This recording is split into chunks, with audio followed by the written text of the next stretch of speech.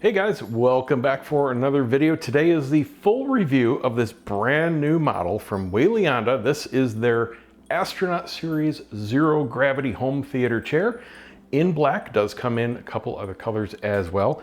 And it is all top grain leather, feels and smells absolutely beautiful. I got a lot to go over. We're gonna jump right in it. If you haven't already watched the very brief unboxing, setup, feature overview, and initial impressions video that I did just before this, I'll put a link down below. Definitely go ahead and watch that because it may answer some questions that you're looking for that this won't cover. To briefly go over what you need to know from that before watching this, this has power recline, power headrest, no power lumbar, but believe me, you don't need it in the seat. It's perfect without it. We've got a traditional switch panel on the inside here. 2 USB ports, including USB-C at 10 watts output, a very tiny little blue glow inside the USB port, nothing shining on you, absolutely nothing that would distract the theater. In your theater, you've got a button for 2 lit cup holders and the bottom light, like most other seats out there, and you can just turn that off and nothing else is glowing. That's the way I like it. We have 2 accessory ports. It comes with both a tablet/phone holder and the carbon fiber tray table included in the cost. And the cost is arguably the best part about this right now. Link is down below. Again, it's on sale for under $1,100 shipped through Amazon and FedEx. Easy peasy purchase, and you're getting a heck of a lot for your money. Now I'm gonna go through a bunch of stuff. I got my bullet points to talk about, and I'm gonna throw in some direct comparisons to arguably the most popular theater seat out there right now, the Valencia Tuscany, which I also own, so I'll be able to give you direct comparisons. All right, stepping right into it. Measurement-wise, this is actually perfect for me. It's only 1 inch narrower than the Tuscany. This has 23 inches of clearance from the inside of both armrests. Tuscany has 24, and the XLs go even bigger than that. I'm a big guy, I'm 6'2", 245 pounds, and I have about 1.5 inches on either side of me. But the point is, my arms come down directly to the side of me. They're not out like this. I don't have to spread. It's amazing what just 1 inch of difference, that's what she said, makes in comfort. The other thing is, these armrests are positioned lower. So again, much more comfortable for me. This is just my body, and there's no perfect seat out there. Everybody's gonna have personal preferences. There are things about both of these models and other seats that I would like in my ultimate seat that doesn't exist. So don't take any of this as really good or bad things. It's all gonna be personal preference, and I guarantee you everything I say, somebody's gonna love it, somebody's gonna hate it. So just take the information. But this fits me like my car. My shoulders are relaxed, and I have just the right amount of support on my arms sitting here. So that works very well for me. Most other seats, the armrests are positioned a little bit higher, and I have to shrug my shoulders, or worse, shrug my shoulders and spread my arms out. It just gets really uncomfortable for me. So this works beautifully. Again, you may be different, but this is in comparison how it is. Let's talk briefly about the accessories. Not too much to say about them. They are the standard accessories that pretty much everybody out there is using. The one thing to note, this is billed as a tablet holder, and it certainly would hold a lot of tablets out there. Let me grab a measuring tape real quick. So the point I'm making here is it doesn't fit all tablets, doesn't fit the big ones. For example, our iPad Pros, it's short about 1 inch. So my wife ended up liking her phone here anyway, and she's got whatever the latest iPhone is, 15 Pro Max, you know, so it's a big phone anyway, but we have 7.5 inches in between the jaws. So that's all you have to work with. Just note that and measure your own tablet. Now the other thing is the tray table. This is the tray table that came with the seat. You've got the, what I'm assuming is just plastic that looks like carbon fiber. Honestly makes no difference. And your standard screw-in post, and it slides in the port like any other seat. And this is from Valencia. Yes, they're using the same supplier that pretty much everyone else is, same size posts. So if you already have accessories, you're gonna be able to use them with the seat because they're using the industry standard dimensions of the posts. Now, the one thing to note here, if you are planning to use any kind of transducers on your seat, for those not in the know, transducers are things that vibrate or lift or shake the seat somehow.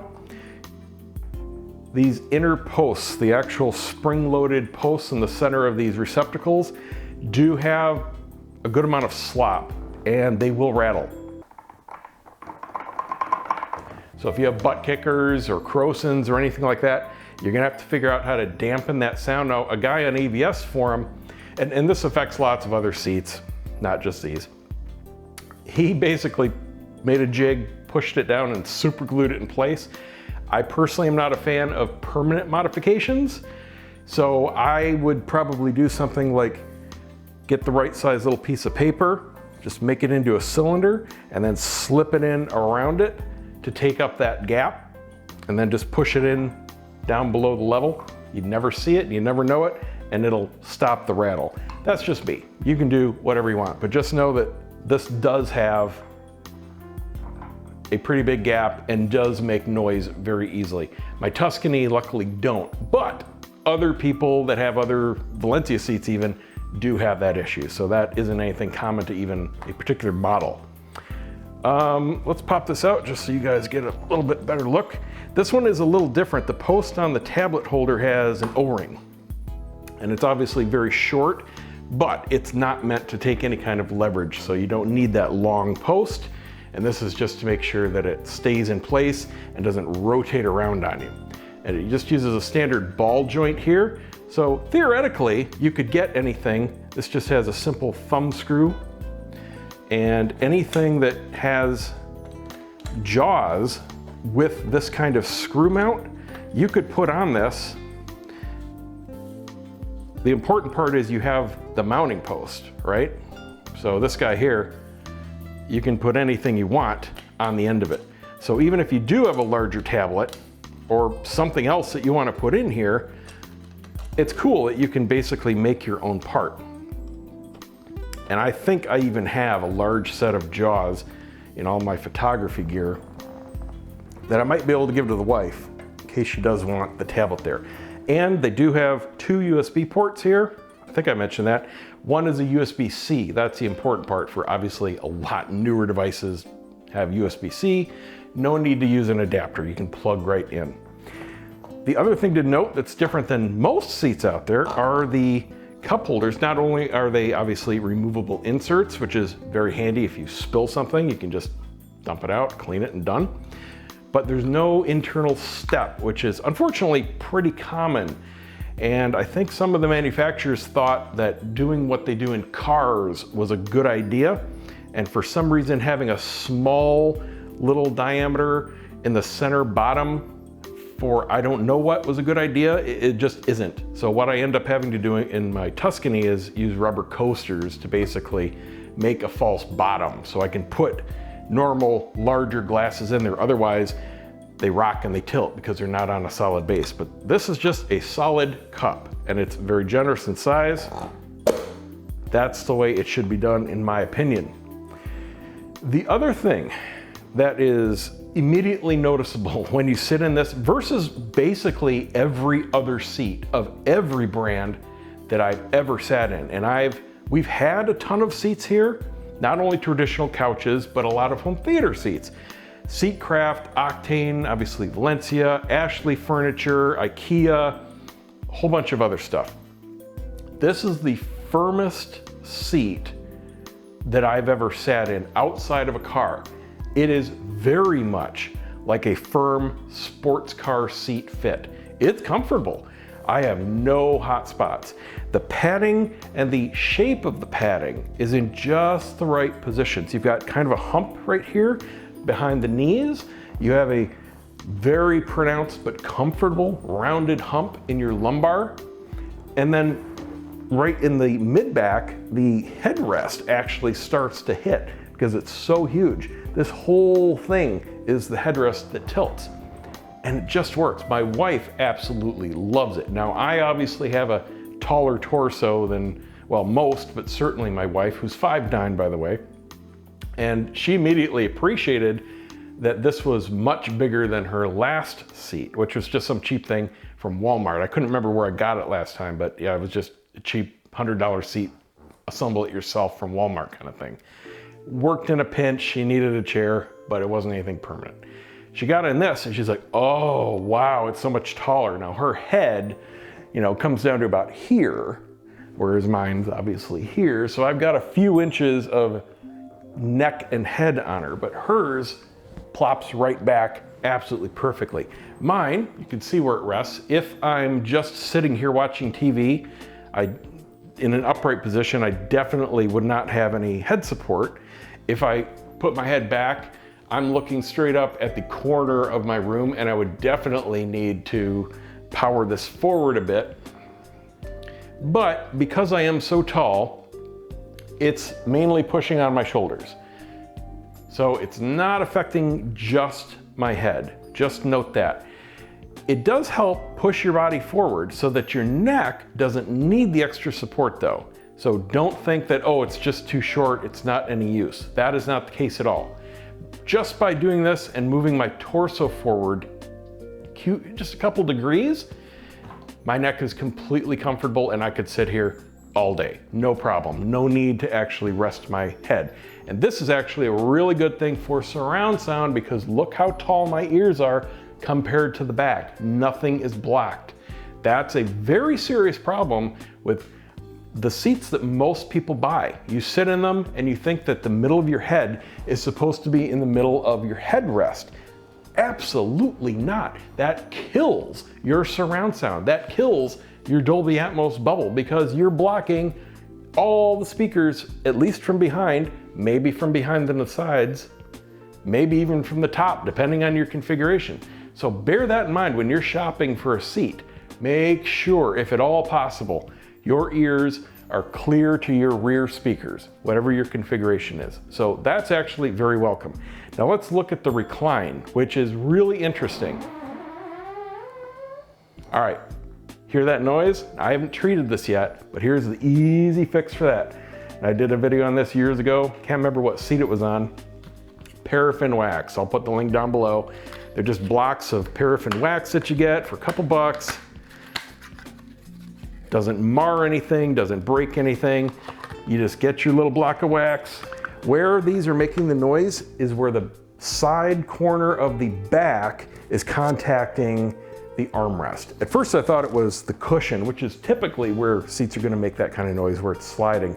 But it's just the little bit of the corner pivoting, making that noise. So you just stick the paraffin in there, rub some between the two surfaces, and you're done. Might have to do it once every year. Bada bing, bada boom. If you already have paraffin wax, you know, maybe your wife is into candle making or something, well, there you go. Just grab a little piece. So let's recline. And this is where another huge difference comes into play. Now, it does bring up the legs first, then the back. That's pretty typical. The older seats, they would kind of do both at the same time, so you weren't able to have a non-reclined back with your feet up, but this does that.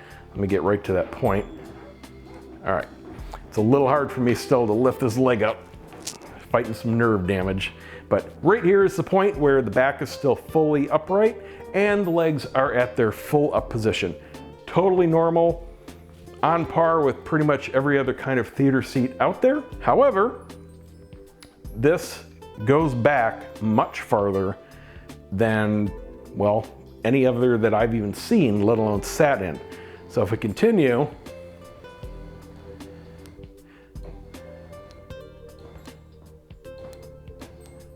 about right here is where virtually every other seat stops the recline angle.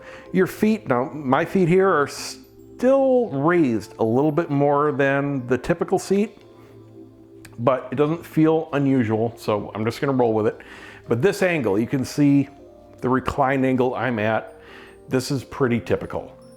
This goes farther.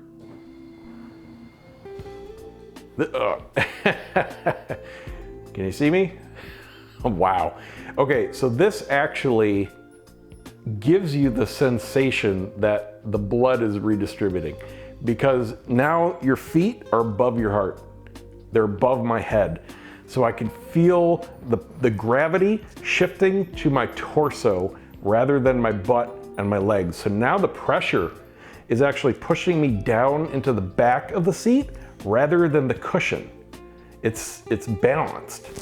Whereas in a normal seat, you're still pushing down on the cushion and the back is just kind of there keeping you reclined and supported.